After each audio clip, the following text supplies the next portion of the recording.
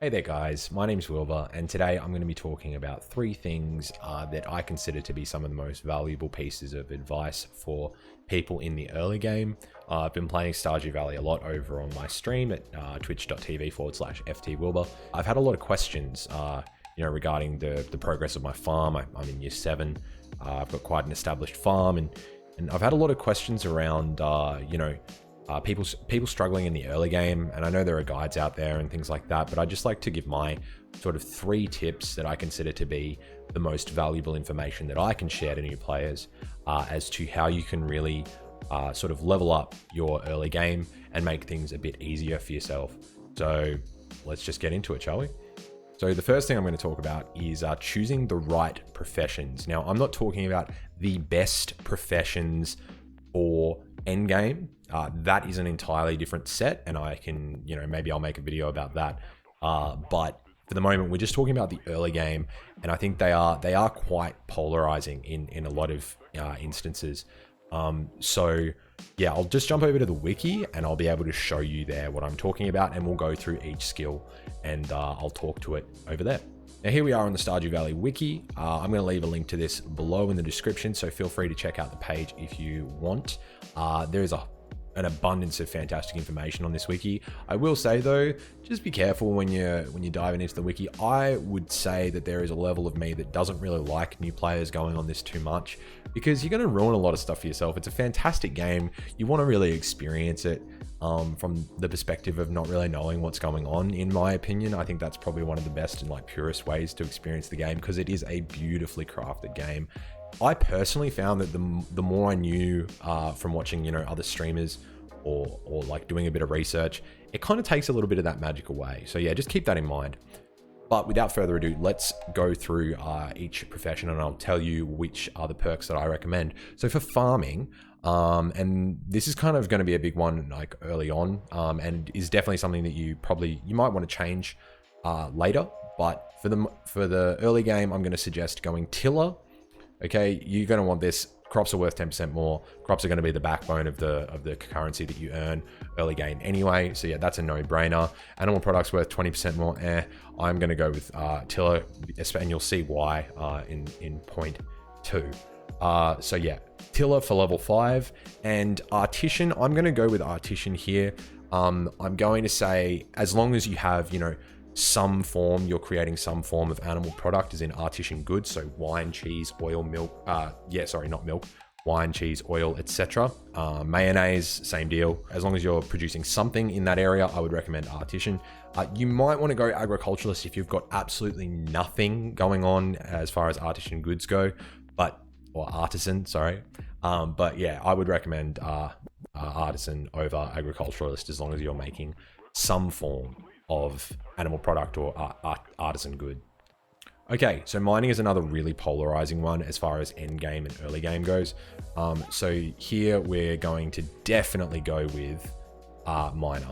So you get +1 ore per vein.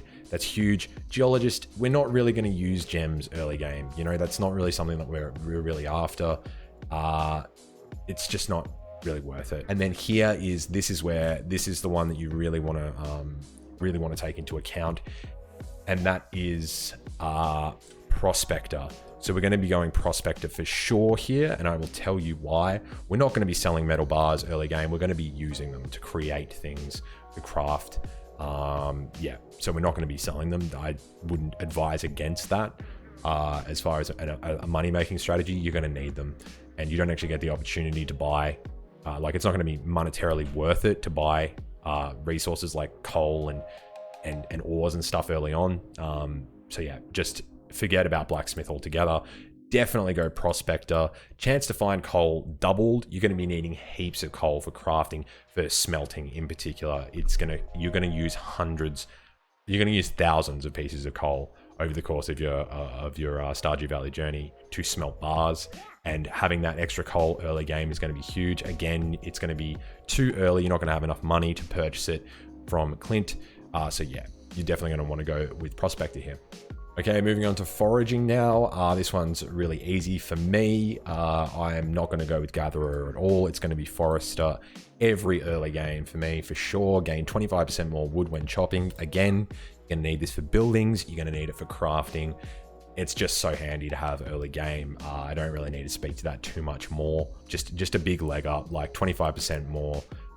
You know, instead of 100, you have 125 wood. That's, you know, that's a pretty big increase. And then I'm also going to go with lumberjack here. This is, you're not going to be selling syrup either. Like the syrups you want to keep for crafting. All trees have the chance to drop hardwood. Huge. You've got the chance to farm. I think it's 3 or 4 stumps in the secret woods. Once you unlock the secret woods per day to give you hardwood. This is going to give you extra hardwood just for chopping down trees on your farm, or any trees that, you know, you might plant and farm for hardwood or wood, hardwood in this case. So yeah, it's just nice. You're going to need a lot of hardwood at some point. I would also advise against using hardwood for hardwood fences.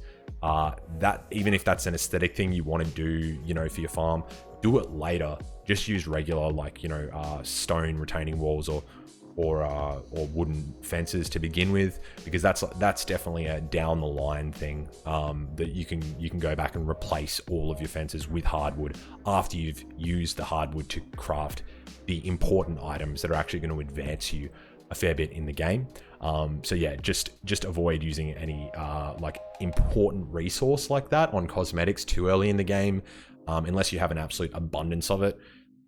Yeah, it's not really worth it in my opinion. So yeah, again, forester, and then we're going to go with lumberjack, and I think that's optimal early game build for foraging.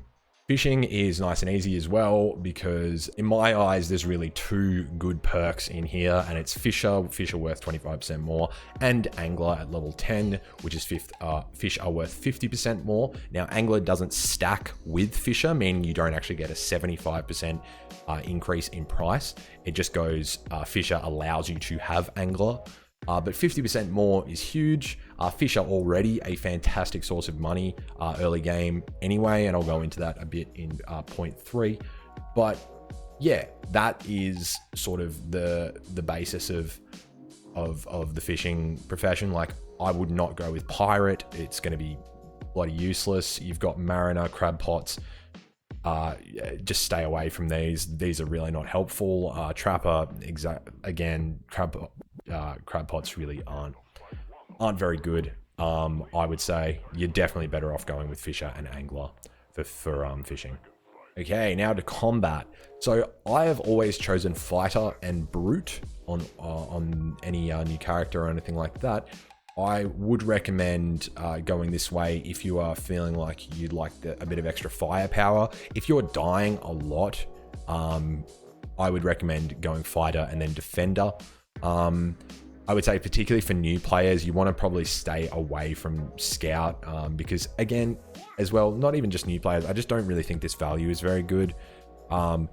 Again, you have to critical strike on something. So unless you've got like an enchanted weapon that we saw the introduction of in 1.5, this isn't really going to be useful to you early game. Like, I would way rather bank on a definite 10% more damage increase and 15 HP, mind you, rather than a 50% increase in critical strike chance. Again, it's still just a chance. So yeah, I'm definitely saying going with Fighter and either Brute or Defender. Again, Defender if you find yourself dying a lot in caves, in the mines and things like that, or Brute if you just want a bit of extra firepower. I'm going to kind of leave that one up to you. But yeah, that's combat taken care of. And as I said before, guys, keep in mind, this is just early game, my set of early game optimal perks. You may disagree as well, and if you do, please leave a comment below, and I will respond to it, and we can have a chat about what it is you think are the best perks and why you think I'm potentially wrong here. Also, keeping in mind, these perks can be reset. It can be done at the Statue of Uncertainty in the sewers. After 60 items, I believe, are given to the museum. So you'll then obtain a rusty key, which you can unlock the sewers with. I don't think that's too much of a spoiler, really. You will be able to reset your perks for 10,000 gold a profession. Just to be clear, that will reset both your level 5 and level 10 perk for that profession. Okay, the second thing that I wanted to talk about today, and something else that will definitely make your life a hell of a lot easier, early game in Stardew Valley, is creating quality sprinklers. Now, and this is my opinion, so don't take it as gospel, but I do believe that growing crops is possibly one of, if not the best, early game way of making money. Like, as soon as you have the capacity to, and this is why I'm saying you want to create as many quality sprinklers as possible. It automates your crop growing process and just frees up your time. You're all of a sudden able to do a whole lot more with your day. Seriously, I cannot stress it enough. Get quality sprinklers as early as you can. And I'm talking a lot. Like, you're going to be wanting at least sort of 40. I think is sort of what I ended up with at the end of year 2. And I made that sort of my focus over fall and winter, just to farm as much iron, refining quartz as well, and mining that. And I think it's gold is the other resource needed. But yeah, just farm those materials as much as you can in year 2. I'm going to say year 2 because I think that's fairly safe. You've unlocked the mine, you've probably got somewhat of a crop rotation going, and you're probably still doing it mostly by hand. But yeah, even if you've already got some sprinklers, that's great, good on you, but you're going to want a lot for year 3 and potentially, onwards from there. Like, I would personally keep a fairly big crop, but this money is actually going to free you up and allow you to buy coops or barns or, sheds or other animals to potentially make more money off in that way. So yeah, that's going to kind of set you up for a really strong foundation. Just growing seasonal fruit and veg and selling it for profit. Again, paired with the perks that I chose earlier, that I recommended earlier for farming. It's really going to help you out. So yeah, just consider that. If there's anything that you take away from this video, it's learn that sprinklers are incredibly powerful in Stardew Valley and they will help you a lot. That's number 2. Number 3 is fishing is very profitable, especially with the 2 perks that we've just chucked on. So I would recommend potentially it's going to be pretty much one of your only ways to make money during winter.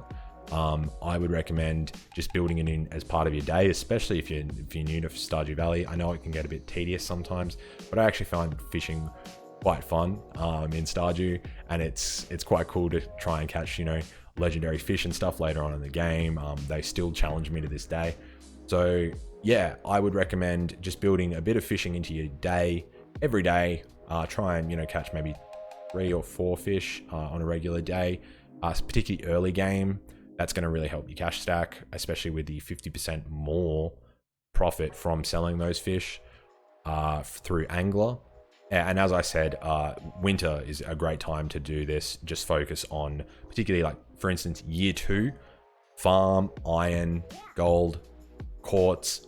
And if you want to start building up a bit of a cash stack already, I'd probably do this more in year 1 really. But yeah, fishing, just a great money maker all around. You're going to start bashing out that collection log also, which is going to be useful to you, as far as completion goes. That's my 3rd and final tip. So I hope you've enjoyed the video today. If it has helped you in any way, please feel free to leave a thumbs up. It helps me a lot. And subscribe to the channel if you'd like. I do a variety of gaming content. It's not exclusively Stardew Valley content, but hey, every sub helps, and it would mean a lot to me if you did. So thank you very much in advance for those of you who do. There's no real reason for me to harp on any longer. So thanks very much for your time, and I hope you've learned something, and I hope you have a fantastic day wherever you are, whatever you're up to. All right, take it easy.